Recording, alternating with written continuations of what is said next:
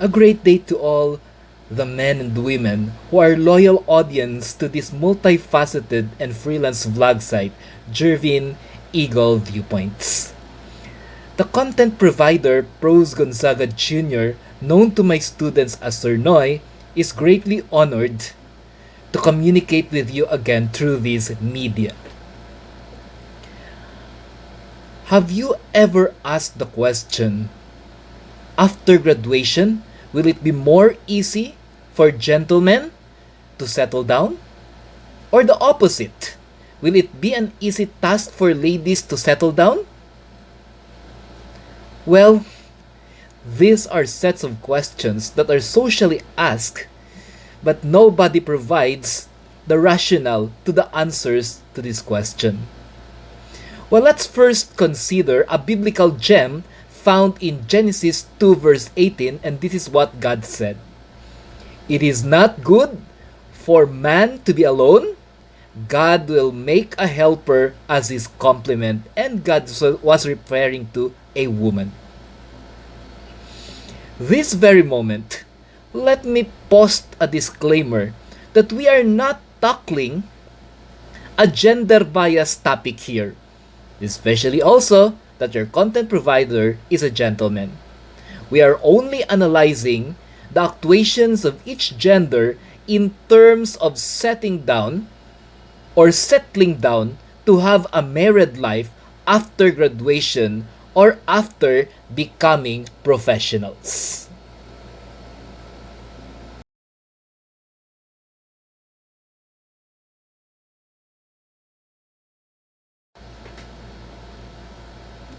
Now, let us start with the story of the ladies. Here we go. 20 ladies entered grade 1. 20 ladies graduated from elementary. 20 ladies entered grade 7. 20 ladies graduated from grade 12. 20 ladies entered college. 20 ladies finished college. 20 ladies take licensure exams, and all of them passed the licensure exams. Well, if you see, it's quite a boring story because it is really a reality, okay, that ladies are esteemed or are really expected to finish education. Sorry ladies, not an intention, but just trying to say, when ladies starts education, usually they finish it.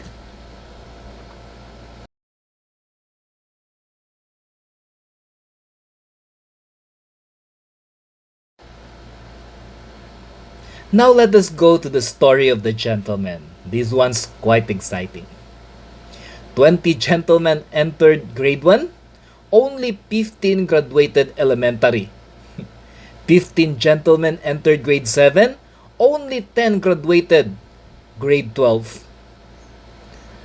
Okay, 10 students entered college, only 5 graduated. Then 5 took the licensure exam, and only 2 passed the licensure exam. From 20, only 2 become successful professionals. Now, beloved vlogmates, have you seen the trend and tendencies for gentlemen who goes to school?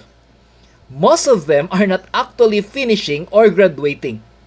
The number deteriorates until the time they become professionals. This is not a prediction.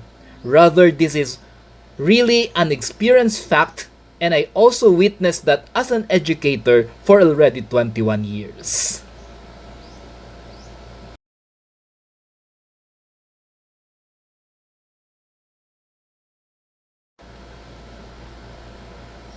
Now, let us look at the conflict. 20 ladies graduated and passed the licensure and eventually became professionals. On the contrary, 20 who started education in the gentleman's side, only 2 passed the licensure and became a professional. So the ratio now is 1 gentleman professional for every 10 ladies. That is quite a number. Okay?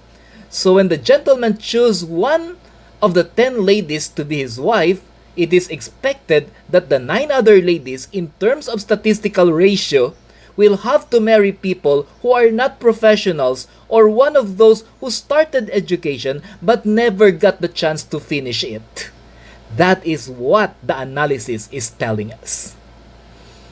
Now you can explain why some nurses are married to tricycle drivers, tricycle drivers, stevedore or cargador in the ports, or even jobless gentlemen on the streets. Please let me make it clear, dear vloggers, I am not discriminating tricycle drivers, tricycle drivers, or the stevedores. These are noble jobs.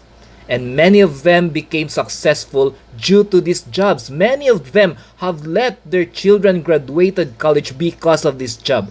I am just driving a point that there is really no balance in the availability of professionals in terms of settling down for marriage.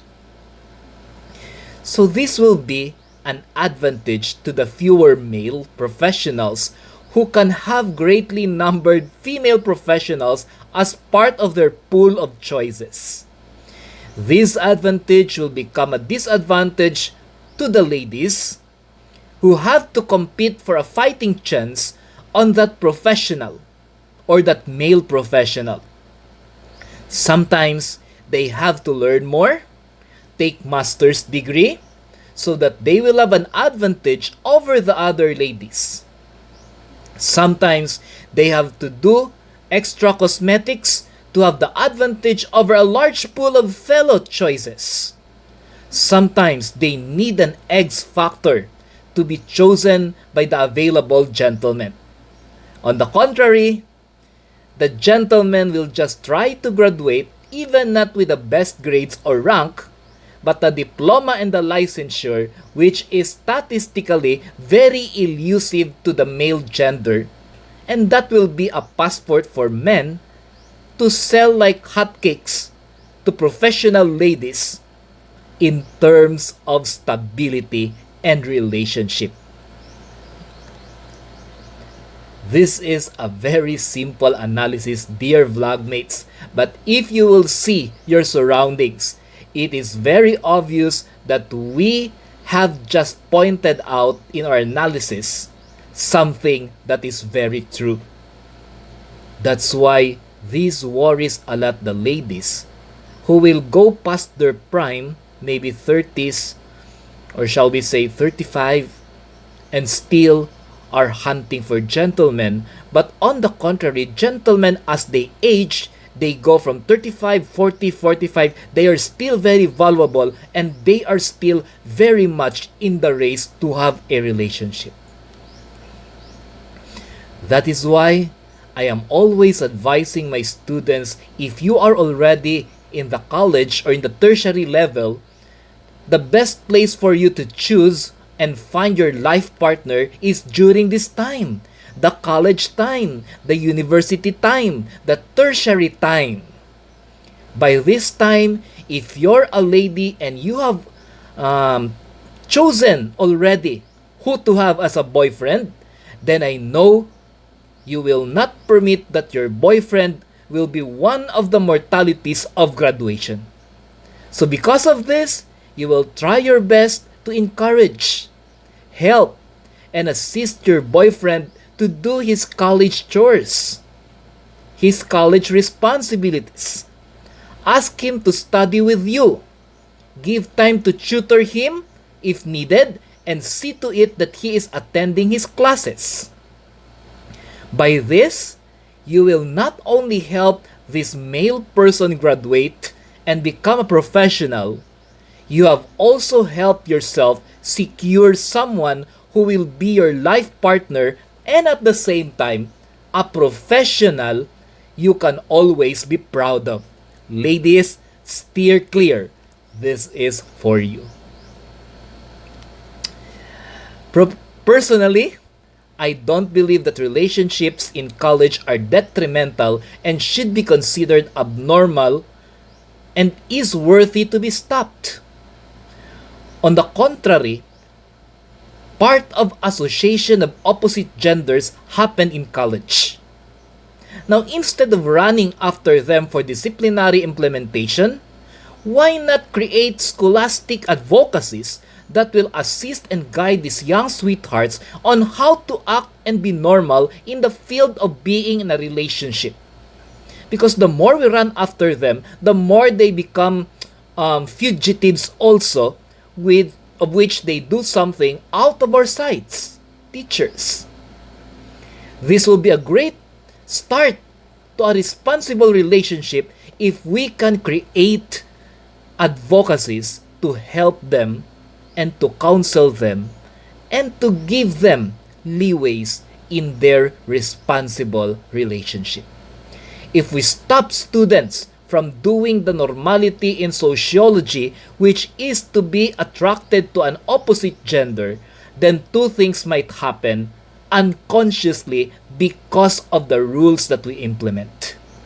Number one, they might be attracted to the same gender, which is not prohibited to roam around the campus together. That is already taboo. Or number two, they might end up having hard time loving men, and that will contribute to their dysfunction of settling in a relationship and even to marriage, thus resulting into an old maid or a person who has no husband or wife. I am not saying that we will encourage coupling or intimate relationship on campus or inside the schools. What I am pointing out is, let us create programs, systems, advocacies to help young sweethearts, young people in a relationship, act in the appropriate way by the guidance of the system. A good example about this is, instead of running after them because of 6 o'clock curfews or whatever, why not give a 30 minutes lighted area full of chairs, exposed to light, and let them date there with teachers maybe looking as to guide them how to date properly. If we do this, attracted persons will not anymore hide under the trees or in the dark places. You know why? Because they will feel that they are loved by the system, in as much as the system wants to guide them and to protect them. This is a very interesting vlog that we have for this afternoon.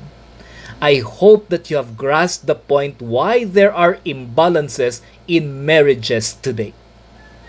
Yes, it is because of the extreme professional gender issues. I hope you have taken hold of the responsibility of graduating for the gentlemen and for ladies to become the best person you are, because that is the only way that we can end up having also professional life partners. This has been Rose Gonzaga Jr., known to my students as Sir Noy, saying, let us help our young lovers love correctly until they tie the knot, and that's the way the eagle hooked the prey. Before we end, let me encourage our subscribers and streamers that if you have something in mind to suggest as topics for future vlogs, you may as well comment on the videos in YouTube, any video in the YouTube site that is under the JERVIN Eagle Viewpoints, so that we will be able to qualify your suggestions.